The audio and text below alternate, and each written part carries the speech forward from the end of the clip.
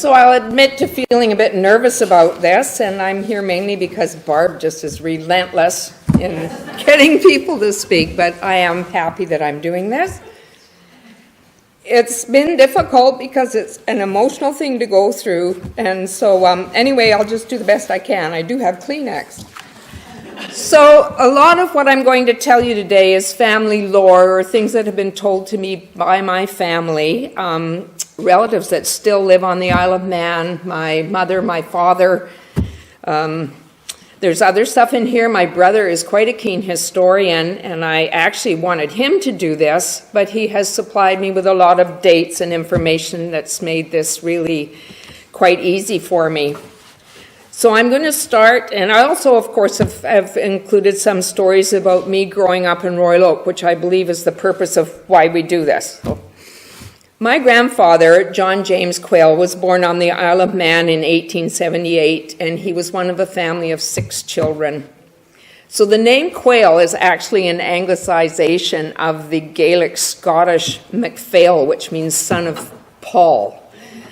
The earliest recorded evidence of the name Quayle on the Isle of Man is in 1536, and it is the belief of our family that we are descendant from that particular date on that island.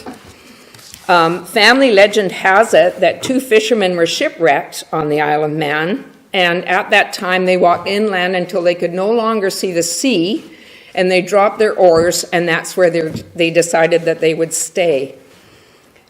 The piece of land that they chose is on the north side of Skeeal Mountain, and it's kind of ironic that they stayed there, because if they'd have walked a few half a kilometer or a kilometer up the mountain there, they would have been able to see 7 kingdoms from the top of Skeeal on a clear day. The Manx will tell you that you can see Scotland, England, Wales, Ireland, the Isle of Man, the Kingdom of Heaven, and the Kingdom of Manannan, the god of the sea.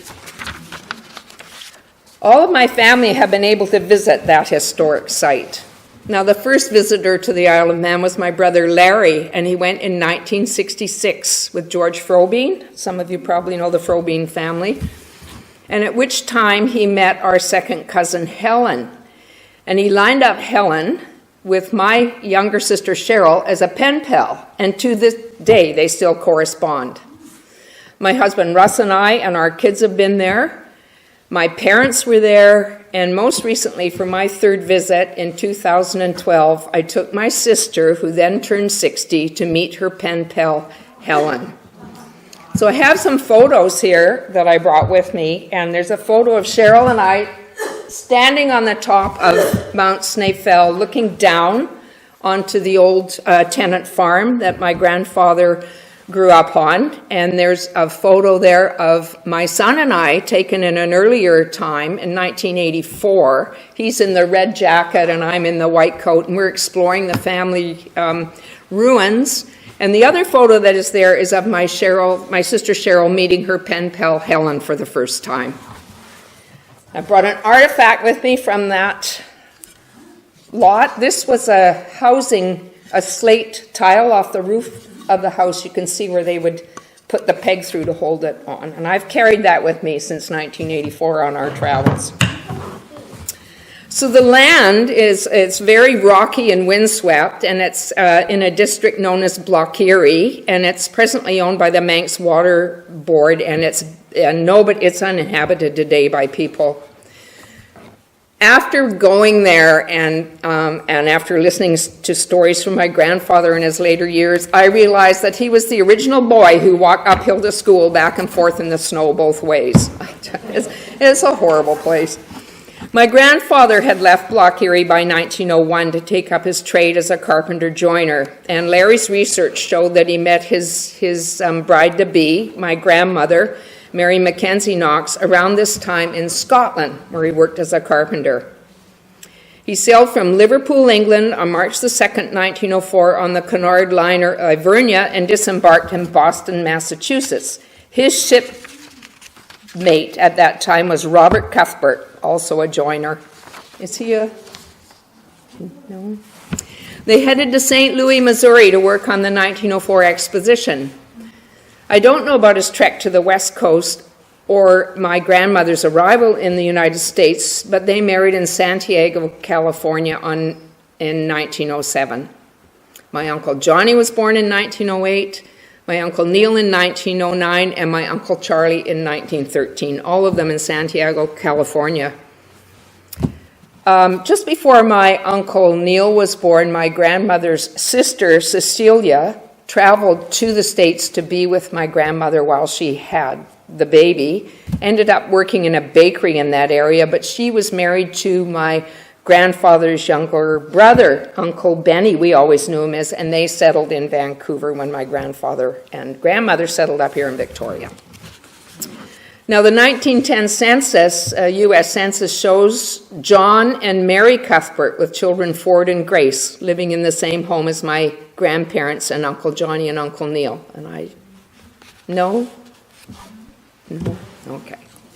We thought they might be related to you. One of my Uncle Johnny's earliest memory is of his father, my grandpa, during World War I, while listening to the radio broadcasting news of the Britain's war efforts, standing up at the dinner table and saying, "God save the King, we are moving to Canada." And so they did. They arrived in Victoria in April 1918, and their first home was on Alpha Street. Grandfather's Canadian Forces Active Service Paybook indicates that he joined the Railway Construction Corps in April 1918, and it shows him being paid out of Purfleet, England. That was a World War I staging ground 25 miles east of London on the Thames. He was discharged from there in 1918. I always thought my grandfather went to Normandy from things that my father told me, but I've not been able to prove that. So that handsome fellow there is my grandfather in his uniform. Upon return to Victoria, he worked as a carpenter and applied for a land grant under the Soldier Settlement Act for his military service, and he received 10 acres in the rural bush in Saanich. The family moved to this location in a horse-drawn wagon in 1920, and my grandfather was born there in 1921. My father, Alfred Benjamin Quayle. Reasonable access to that area ceased when the Interurban Railroad shut down in 1924. So my grandfather went to the Saanich Council to negotiate for a road. He actually went there to argue with them 3 times, and he finally said, "I will supply the rocks for this if you supply the team." And that is how Quayle Road got built. And it was named Quayle Road in 1926. My father never spoke much about his childhood, and regrettably, like a lot of us, I guess, I never thought to ask him a lot of questions when I was growing up. What I do know is that being quite a bit younger than his brothers, often found him at night lying on the floor because my Uncle Johnny would kick him out of bed, and they all, I guess, slept in one bed. So my grandma would sew him into a suit of warm underwear in the winter to keep him warm. He had a pet once. He hatched a goose from an egg, and he raised it, and it followed him everywhere. And I know he was really fond of his goose. And one day when he was walking home from school, he saw his goose hanging from the back of the greengrocer's truck. And apparently the goose, as geese will do, attacked my grandmother, and my grandfather wrung its neck. So that's kind of sad. I know that my grandmother would stick a bowl on top of his head and cut around the edges when it was time for him to have a haircut. I think that was probably a common practice in that day. And I know that he and his brothers logged with a team of horses in the Saanich area, and they would hunt for deer and they would hunt for pheasants, part of the meal. I have wonderful memories spent at the Quayle Road property as a child. They lived in a 2-room cottage with a dirt floor, and it still had the ice box outside the door with a block of ice and sawdust in it. My grandfather, ever since I know him, was almost blind. He suffered from glaucoma, and he walked with a cane, but he had a massive vegetable garden, and my grandmother would lay out the rows for him and plant the stakes, and he would follow along the string and plant his garden. He also had a big asparagus patch there, and he would very carefully feel the size of the asparagus and cut it with a knife. It's kind of ironic because as kids we hated asparagus and we had lots of access to it. Now I have my own asparagus patch. He had a great big chicken coop at the top of the property, and he showed me how to chew chicken feed until it turned into a paste. I don't know if any of you did that, but it made sort of a wheat-flavored chewing gum. He had a Jersey cow, and he would milk her, and the cat would know exactly where to sit, and he could actually milk her and squirt milk into her mouth. And he had this horrible big smelly dog named Rover, and Larry and I used to eat Rover's dog biscuits too. One day Larry and I hid Rover under a blanket in the back seat of Mom and Dad's car because we just thought it would be so much fun to have a dog. And he got in the car and we started down the driveway, but we didn't make it very far because that dog was really smelly. My grandma was a really kind, soft-spoken, just a lovely lady. There's a picture of her here, and it just sums her up perfectly. Her twinkly eyes and her gentle demeanor. So we would go there on quite frequently on Sundays for tea, and we always had the same thing. It was hot sweet tea, and she had Hovis bread and sharp cheddar cheese and McGavin's cake with coconut icing. Grandma died when I was 10 of a massive stroke in 1957, and she was 73 years old. So following her death, my dad and his brothers would take turns bringing my grandfather to their homes for dinner. So he was quite a frequent visitor to our house, and he always arrived with a pocket full of peppermints. He was quite a religious man, my grandfather, and he'd say grace before dinner, and then after dinner, Dad would read him his mail, which was often letters from the Isle of Man. So it was very interesting for all of us. It became more and more difficult for him to be alone because of his increasing blindness, and he ended up in the Victoria Health, or the Royal Oak Health Centre on West Saanich Road. Some of you probably remember where that is. And I used to visit him there while I was in nurses training, and he died in 1968 at the age of 90. So my father went to Prospect Lake School, and at the age of 17, he entered an apprenticeship with George Massey at the garage on the corner of West Saanich and East Saanich Road. And that little garage is still there. It was Wilner's when I was a kid growing up. So some of you probably remember the Wilner's as well. Enter into the picture my mother. So Mom's family took a somewhat similar route to the Royal Oak area as my dad's did, both parents being from England and emigrating to the eastern states and then traveling across country to California and heading up to the west coast. Mom's one of 5 children, and she was born in Portland, Oregon in 1923. She had an older brother, Jack, and younger brothers, Earl, Kenny, and Terry. So Terry is the only one of the boys still alive, and some of you probably remember Terry. He's a very dear friend of mine. He's 5.5 years older than me and was like a big brother growing up and has always just been a really, really super friend to me. I asked him to come here today, and he's golfing. So anyway, nothing can interfere with that. So my mom attended Mount View High School and took a secretarial course after graduating.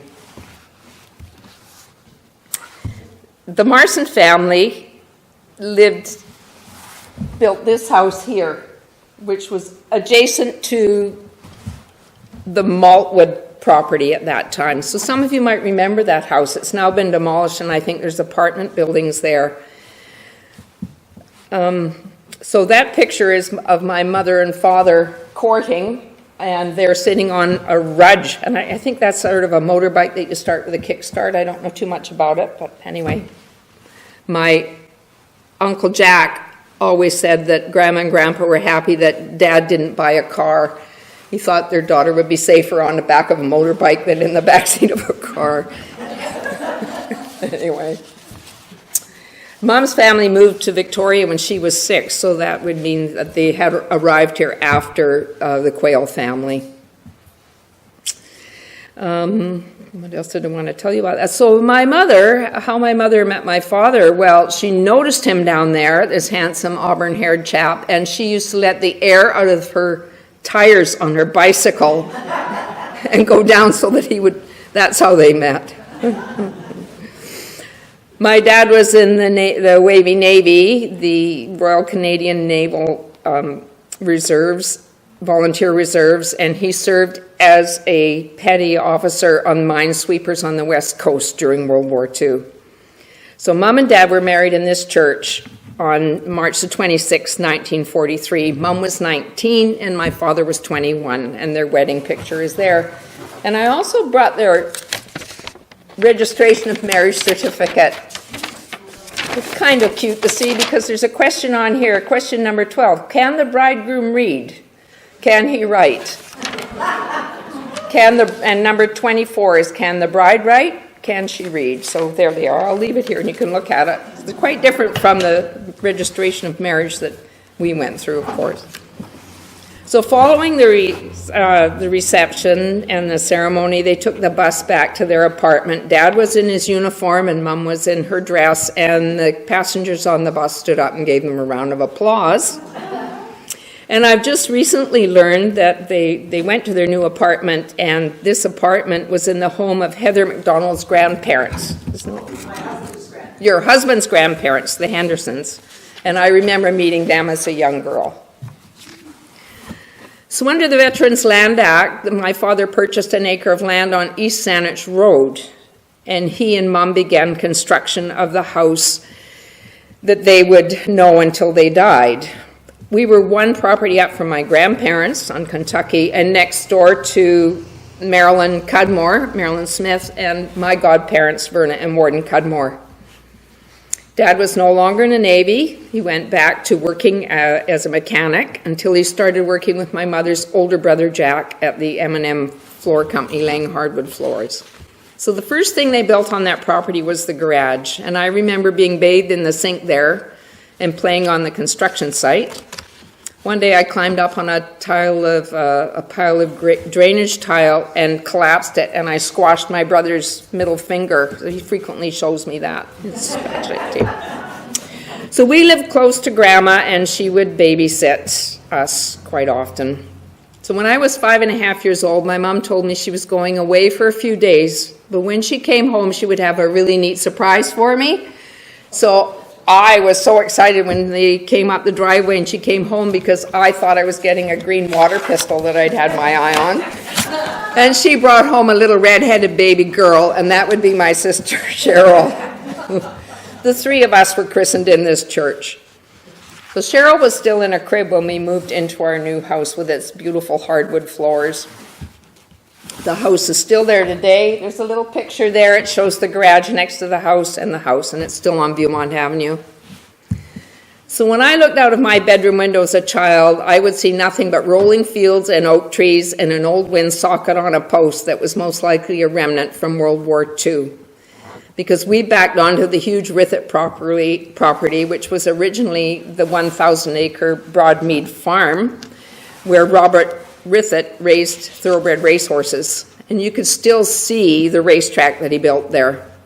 It's hard to believe that that piece of land was once heavily forested. It looked like the rolling hills of Devon with the oak trees on it, and that is why my grandfather and grandmother Marson decided that they wanted to build there.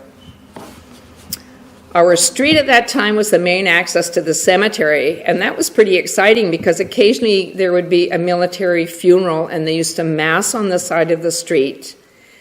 They would hitch up horses to a wagon carrying the coffin, and there would be a band, and then they would all solemnly march up the hill. And I've always been a horse nut, so I really loved the military funerals. This ended in the mid-50s when the 2-lane Pat Bay Highway was built, and that became the main access for Royal Oak Cemetery, and we now lived on Viewmont Avenue. So half of our property, along with half of the neighbors all the way up the street, was expropriated at that time, and I recently learned from Marilyn that the homeowners were given $1,500 for their land. Doesn't sound like much now. It may have sounded like more then, but there was no compensation for losing that beautiful piece of land. No discussion No, taken from you. Yeah, it was a very hard time. And we all spent a lot of time on that property growing up, crossing the highway. Eventually, we hiked to a fort that Larry and his friends built. I rode my horses down to the peat bog there. We skated on the pond there in the winter. There always used to be horned owls in the woods there, and I don't know if they're still there or not. There's not many woods left there. We also found a horse skeleton there at one time, and the skull of that horse stayed in our basement for a long time. So growing up was a great time of freedom and exploration in this area. We used to love sneaking into Mr. Maltwa's property next door to my grandmother's and seeing how close we could get. And then he'd come out and shoo us off with a stick, with his walking stick. And I feel kind of badly about it now because I understand that his wife at the time was very ill, but we didn't know that as kids, of course, and kids are kids. Larry and I rode our bikes all over the place. We went up to the pipeline and we would fish up there. We would go to the old reservoir and dare each other to ride down the sides of it. I think some of you probably did that too. I don't think my parents knew we were doing that. They'd have a fit. We'd also pack a lunch and ride our bikes from Viewmont Avenue up to Quail Road to visit my grandparents. Now, this time, this Church Hill, as we called this, was a gravel road. And I remember coming back one day and my sweater blew out of my bicycle carrier and caught in the chain. And I went head over heels down Church Hill on my hands and my knees. And so quite a dilemma. I was sitting there all bloody and wounded and we didn't know what to do. And this man came along in a truck and he stopped. And he said, let me take you home. And we said, Larry and I said, well, you can't do that because we're not allowed to talk to strangers. He got down on one knee and he said, I know who you are. He said, I know your mom and your dad. And he named them. He said, I know your uncles and your aunts. And he named them. And it turned out it was Mr. Armitage. And so Mr. Armitage put everything in the back of his truck and took us home. Now, my friend Elaine Jackson, who lived across the road from us on Viewmont Avenue's property, abutted the old Royal Oak School ground, and that old school at that time was boarded up and condemned and soon to be demolished, but we used to be able to sneak in there. I think all the neighborhood kids did, and we'd scare ourselves stupid in there, but anyway. The little school, which is now Crumsey's, we went to Brownies there, and we also did Vacation Bible School. So other things that I remember vividly was milk being delivered to the door, and the milkman would frequently stay for tea.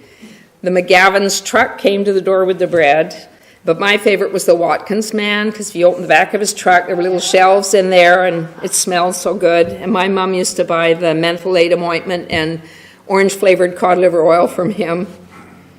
Of course, we had the Fuller Brushman, and we had the encyclopedia salesman, but we also used to get doctors making house calls.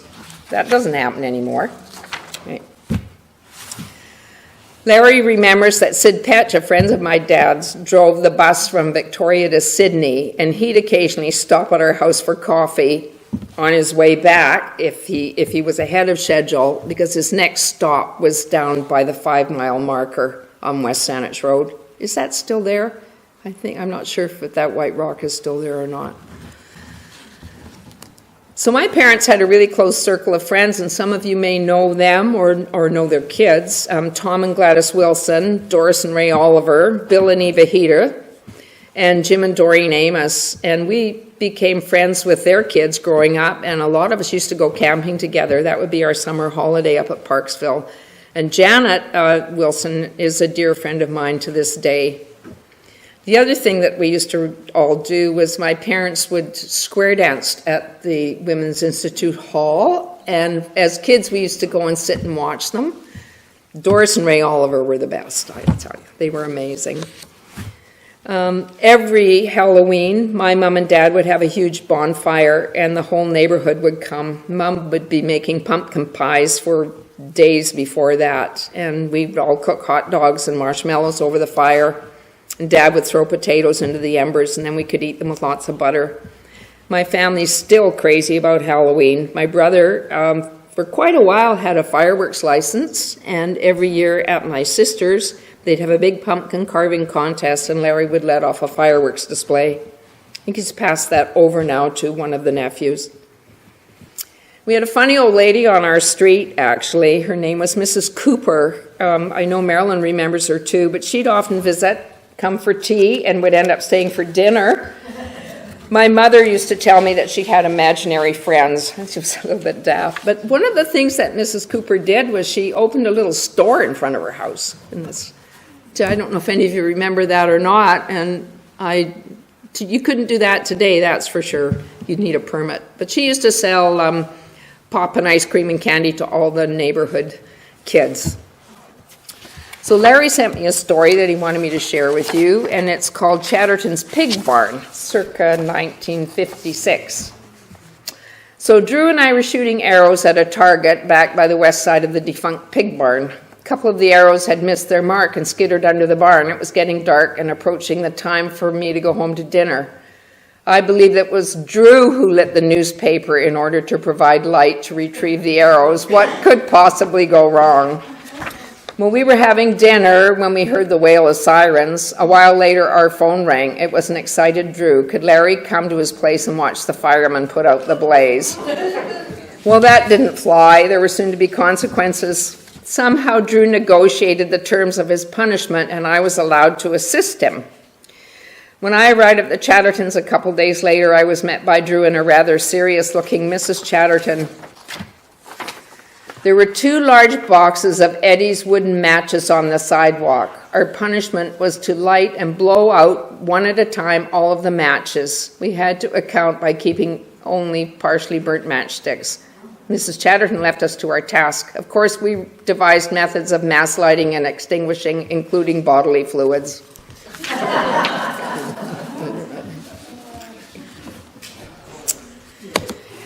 So as you already know, did all my schooling here, and I have vivid memories of my first day of school. Larry and I set out, and we got down to the end of the shortcut by Mr. Stinson's store, and Larry turned to me and he said, "You're not allowed to hang around with me and my grade 3 friends." So, okay. I turned around and went home. And in the process, I got chased by Mr. Hewitt's goose. But Mom promptly marched me back, and after that I learned just to stay back. It was okay. The other thing I remember really vividly about grade 1 is Miss Southwell. I don't know if any of you had her as a teacher, but Norman Wright sat in front of me, and one day he had a big caterpillar on a stick, and Miss Southwell walked down and just smacked him over the head with a ruler. You wouldn't be able to do that today. I have one of my mother's brothers, Uncle Earl, had a little airplane, and when I was in grade 1, he flew up from San Francisco, and I believe he landed it at Copley's Field. But he took Larry and I for an airplane ride, and it was so neat. I'll never forget it. I sat beside my Uncle Earl. Larry had the window, of course, and he put his arm around me and he buzzed our school. I just thought that was so cool. Yeah. So I have really good memories of growing up with my uncles and aunts and cousins. Uncle Neil, he was a painter and a carpenter, and his home when I was a child was on the corner of Spring Road and Quail Road. He had terrible losses in his life, and some of you may remember this. In 1963, his son Gary, who was an apprentice electrician at the age of 24, was killed when a staircase collapsed while they were building the Bent Hall building downtown. Less than 2 years later, my Auntie Alsace, his wife, died in a plane crash. She was en route to Whitehorse to visit Marilyn Quayle and her grandchildren. The plane crashed 40 kilometers west of 100 Mile House, and the cause of the crash was an explosion in the lavatory, and all 52 people on board that plane were killed. Uncle Neil was never the same after that. He used to spend quite a bit of time at our house. He'd come and quite often a dinner guest at the table. He was a very kind man and just a sweet, sweet person. He owned a cottage in Souk at Tugwell Creek, and as kids we used to go out there and the men would fish, and we'd have big family dinners together, and that cottage is still in his family today. Some of you might remember Marilyn Quayle. Marilyn worked at Marigold Nursery for years. She died earlier this year, and we had a big get-together in Souk for her and her family. She had 6 kids, so Uncle Neil has left an amazing legacy of grandchildren and wonderful, wonderful kids. Uncle Charlie was a cabinet maker and a carpenter. He worked at Builder Sash and Door as a foreman and at D&D as the foreman carpenter until he retired at the age of 65. Their land was on Viaduct Avenue, and it was a VLA property as well. Uncle Charlie had the most amazing gardens. He could grow anything, and he also kept bees. And one morning, this massive bee swarm formed at the end of our driveway on an oak tree, and my dad got so excited. He called Uncle Charlie, and I remember him coming to our house in beekeeper garb, and he smoked the bees, and he put them in a hive, and he took it to his property. My Uncle Johnny was a builder and a finishing carper. He worked at Wheaton and Campbell Construction Companies. He also built a beautiful home on Quail Road and ended up selling it when he moved in to live with one of his children when they got a bit older. I remember Uncle Johnny as being a perfectionist. I remember him building the cabinets in that house and ripping them out because the grain didn't match exactly as it should have. Crazy. He also had a bit of a quick temper, I think. Okay. So Dad continued to work for M&M Floors, and my mom, I hope some of you remember her. She was best known as the friendly cashier at the grocery store that originally was owned by Orchards and then became the Shop Easy and then the Economart. But she worked there for years. Dad was a quiet, hard-working man. He'd fix everybody's car for as long as I can remember. He loved children. He loved animals. He was really good with horses, which is great. He's been very supportive of me and my love of horses as long as I can remember. And Mom was just incredibly energetic and kind, and she cared for her own mother for years after my grandfather passed away. And she always managed to do that and keep an immaculate house. So I graduated from Claremont High, and then I went into nursing at Royal Jubilee Hospital, and I met my husband Russ in January 1969, and I'm going to tell you this story. It's a funny story, actually. My roommate at that time, one of my best friends, was about 5'4", and she kept asking me to go out on a blind date with this guy. It was a party on one of the ships, and I said, I don't want to go out with anybody in the Navy. Why on earth? So anyway, I said, what's he like? She said, well, he's taller than me. So I was 5'9.5", and she's 5'5". I said, well, that's encouraging. She said, he's got a really nice smile. So finally I relented, and so Russ came to my house to pick me up, and Dad and I were watching a hockey game, and he was waiting at the front door with me. When Russ walked through the front door and smiled at me, and I was gone. So anyway, when I got home later that night, my dad was waiting up for me, which was kind of unusual, and he said, well, what happened there? And I said, I'm going to marry him. And we were married in 1970, a year and a half later. So, we spent the next 28 years moving as he pursued his naval career, and I tried to keep up with my nursing qualifications, and I did manage to do that for 23 years. We had 4 postings to Halifax, 1 to Ottawa, 1 to Toronto, 1 to England for 3 years, 3 to Victoria, and 1 to Norfolk, Virginia. So I lost track of the homes. We did live here at really significant times, however. I lived here for the birth of our 2 children, so they are 3rd-generation Victorians, and both of them spent time at Royal Oak and Claremont High School. So it's 20 years since Russ retired this summer. I can't believe where that 20 years has gone, but his last job here was as commander of the Maritime Forces Pacific, and that ended 35 years in the Navy. So one of the greatest things about living in those different places is that people come to visit, and it opened doors for our family to travel. So Larry and Susan came to visit us in Halifax. They borrowed our camper. They did a tour of Nova Scotia. My sister Cheryl and her husband John and their 4 children came to visit us when we lived in Virginia, traveled around with them then. Mom and Dad came to Nova Scotia twice. Once they brought my grandmother. They also came to Ottawa for a visit. And in 1984, they came to London with their friends Gladys and Tom Wilson.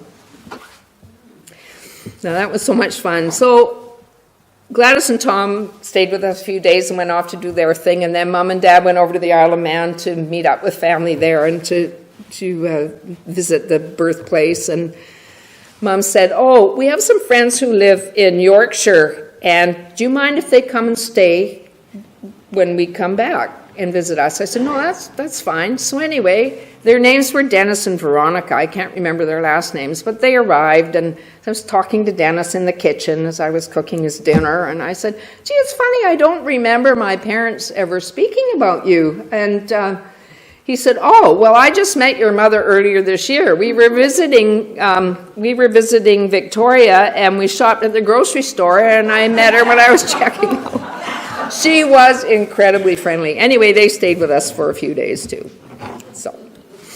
So that was my mom and dad's first trip in 1972 anywhere. They went across Canada by train to Halifax, and they flew back, and that opened a door for them. They traveled a lot after that.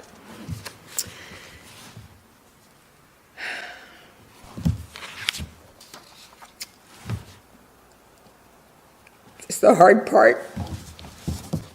I guess I could skip it, but I won't. Okay, the last time I saw my dad was on November the 20th, 1988.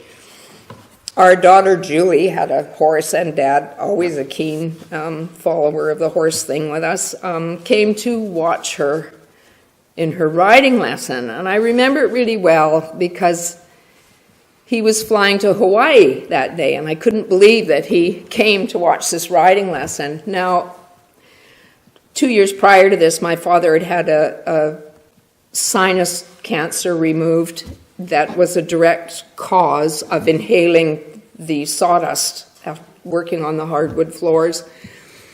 And they didn't get it all, and it had metastasized into his orbit behind his eye. So Dad wore an eye patch, and he just had a course of radiation therapy, and he was given the okay to travel. So 7 days later, I received a phone call from a man in Hawaii, and he introduced himself, and he said, "Your father is dead." And he put my mother on the phone, and what had happened was Dad had gone, they'd been swimming, they'd been out for dinner, and walking back to the hotel, my father had a massive coronary and died on the street in Hawaii. Mom came home a few days later, and Larry and I went over to meet her flight and brought her back on the ferry, and my mother was never the same after that. So a lot of the things that she was going through, we could tie to grieving, memory loss, and just such an unhappy, lonely person. And then about a year later, I was sitting talking to her. Actually, it was at Terry's house on Christmas Eve, and I noticed that she had what I thought was a petit mal seizure. So I asked her if it was okay if we went to the doctor together, and she agreed that we would. We went to her doctor here, who was John McPherson in Royal Oak, and I explained what I had seen, and he sent her for an EEG, and it was an abnormal.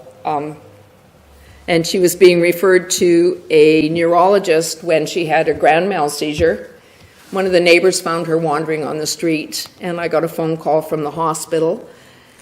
And my mother had a massive brain tumor. So she passed away on Christmas Eve, 1990. And before that, she lived with my family, Russ and the kids and I. I'm so thankful that we were here at that time in our lives. Anyway. So that sort of brings us to the present. Larry, my brother, had a career with the BC Assessment Authority, and he retired. He's retired now. He lives in John Dean Park with his wife Susan. And my sister Cheryl is married to the perennial mayor of Machosen, John Rands, who she's been with since she was 13 years old. They've got 4 kids and 6 grandchildren, and then that leaves me. I've had a really interesting life, traveling with my husband and enjoying our postings, and I won't get into a lot of things about that, but that basically sums up the family up to date. And the pictures that I brought with me today, there are 5 generations on that my grandfather and my grandmother, my parents, my siblings, my 2 children, and our grandchild. So, thank you.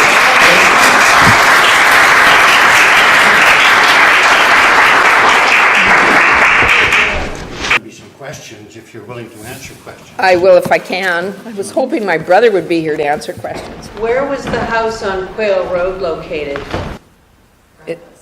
Grandpa's cottage? It's, okay, just past Spring Road. That property, Spring Road and Quail Road intersection, used to be part of Granddad's 10 acres. And so it would be the next, I'm not sure what's in between there now. I haven't been up there for a while. I did go up there when we moved back here from England because I was just curious to see what had happened. And there's quite a lovely home there where my grandparents used to live. And I was turning my car around and the lady who owned the house came out and said, "Can I help you?" And I just explained why I was there. And she said, "Did he by any chance grow asparagus?" So I guess she was still finding asparagus in her lawn. So if you went all the way up Quail Road and turned around the corner, you'd end up at old Mr. Coop. What was his name? He was an ex-army officer who lived up at the very top of Quail Road, and Grandpa's property abutted his. So it's on the, if you're going. What's left of it? Anything? Nothing. Asparagus. Yeah. Where does Jim Quail, who lives in Cowichan Bay, fit in here? Jim is Uncle Charlie's oldest boy, and Jim just turned 80 years old. I saw him not too long ago. He lost his wife, Noni, last year. She was sick for a long time. Yes, she was. Jim looks great. Yeah, him and one Sunday at about 11 o'clock in the morning, Peter and I had a chicken race on Neat Urban Road, and nobody chicken. And Oh my goodness. I'll never forget the cop standing there scratching his head, figuring out how the hell did this come about. Jim was my dad's favorite nephew. Jim is a really nice man. Yeah, he looks really good, actually. He's quite proud to tell me that he hadn't had anything to drink for a couple of years, so I think that was good. There was Jim and Sylvia and David, right? Yes. Yeah, that's right. Sylvia lived with a good friend of Keith and ours, Dave McClure. Yes, of course, yeah. That's my cousin Sylvia who died. She was, I believe, one of the first dialysis patients here in Victoria. She had malignant hypertension and ended up on... I was out there at their place when they lived in Langford, just at Christmas time, and she brought out all these cookies and stuff, and they all had all the peel and the little silver balls and stuff on them. And I asked her, how did you do this? And she had a bunch of little tins with all the different things spread all along the counter with a string in front of it with a clothes peg on it. And then as soon as she put that out of that tin, she'd take the clothes peg off. So she knew how to do this. She's an amazing woman, Sylvia. Okay. I remember your mom, when we would go through the checkout, I guess this would be down at the bigger store. What was it called? Well, there was a Shop Easy and then the Economart. Yes. Okay. But she was so proud of the grandchildren. So she would always have a picture ready to show us. And because we were pretty much late starters, I didn't, there was nothing my mom had died by then, but could show in return, So it was always, I always knew there would probably be another grandchild, lovely picture. She was so proud of. That's We'd often go through it, Yeah, she had a regular lineup, I think. Yeah. Oh, she'd give her shirt off her back to anybody. I guess she would probably know the man in the meat department, Reg Thomas. Oh, yes. He was a friend of ours. Mm-hmm. He still living as far as I know. Oh, really? I think so.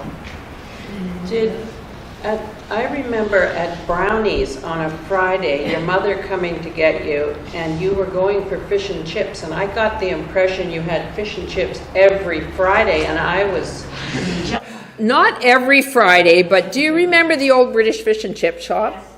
Oh my God, that was a real family treat. It was downtown, and they had booths with red. Well, we had the Royal Oak Fish and Chip Shop, which you never went there? Eventually, but Dad, we would. That I think it was just once a month. I remember it so well. And then after that, sometimes we'd go to the drive-in movie, Joanne. Okay. Gary, Yeah. his sister Nadine, were they twins? No. They were very close, so I think, Yes. weren't they? Yeah. Yes. Gary was the oldest, like older than Nadine. Gary and Nadine just passed away probably about, oh golly, maybe 8 or 9 years ago, I think. Gary and I had a few nights out together when we were in our early 20s. Quails could party. A couple of comments from your talk, which brought back all sorts of memories. Terry Morrison was my partner in Claremont Coal Mine Yes. for 35 years. But in the meantime, your grandfather, Mr. Morrison, when he built the house, the Royal Oak Post Office had just closed, the old one up on Viewmont now, what's now Viewmont, and he tore that building apart and used the lumber to help build the house. The lumber from that was used to build a new home. Oh, I didn't know that. And the other one was about the sock, the wind sock. Yes. That's when they used to use that field for glider. They had gliders Okay. between the warriors, and they practiced. They had to take us down there occasionally to watch these gliders. They had a winch on a truck at the bottom of the hill. The Pope gave them the tug, and up they'd go. So that was part of the Rithett estate, was the glider field. Oh, I'll tell my brother that, because we always wondered why the wind socket was there. Thank you, Peter. Oh, you go ahead, Joe. Peter beat me to it because I was going to say about the grider, which you reminded me of. But I had a question too about the Chatterton barn, big barn. Where was that? On Chatterton Road now. It was Pipeline originally. They just had that was a horrible pig. Charlie talked about the pig, but we used to tease the pig, and the pig would chew our shoes. It was a really nasty pig, so, yeah. But they just had it where Chatterton's house was. It was just on their property in the trees. That was on Normandy. Yeah, Normandy Road, yeah. Yeah. That was a barn from a long time ago, wasn't it? Not from Chatterton's building? I thought the pig, yeah, it was probably, it looked very old. Yeah. If I remember correctly. Yeah. That reminded me of something. Do you remember, any of you, when Mrs. Mellish, do you remember the Mellishes? Yeah. Oh my God, when Mrs. Mellish's house burnt down? My parents took us, Diane, in the middle of the night to see to that fire. We sat, yeah, it was amazing. I'd never seen a house burn down before. I haven't since either, And all actually. these puppies. Yes. Because she had pups in every closet, in It's every just- bathtub. God, it was Our awful. mastiffs and Scotties, and there were puppies came out of everywhere. I remember taking music lessons with Mrs. Miller. Oh, wow. She had mastiffs. That's right. And my dad used to make us, used to stop at the beginning of the driveway, my brother and I, so we were there for 2 hours. And my dad used to pick us up at the end of the driveway because he smelled so bad. Oh, Yeah, the doggy. And I used to sit on the piano bench, and this big mastiff would come up. And I was about 10, and I shake. One of the girls would come behind the mastiff, and clean up the mess. Oh my goodness. I noticed in your story the name Knox back further in the history. Did you realize that John was John Knox? Well, your Uncle John, that was his middle name. Did you realize that? I think I have it written somewhere in my correspondence. Yeah. Has anybody researched into the Maynard family, which Edith, his wife, came from? She was Edith Maynard and related to the photographers in town. Oh. Hannah Maynard, and she was very proud of that. Yeah, so it's just another branch in your history there. Well, my two cousins, Roger and Bruce, are still alive, so. Yes, you were telling me. Yeah. How was Bruce doing then? I haven't seen him for a bit, guys. Bruce has cancer. Yes. I spoke to him about a year ago trying to get him to come and tell me. Roger might do it. He didn't seem to think so, but I No, didn't the get to talk boys to are him. such chickens, eh? That was fascinating talk. Thank you very It much. was very Oh, thank you. Yeah, it was very, very interesting. glad. Thank you. very well presented. Yeah. Good. Thank you.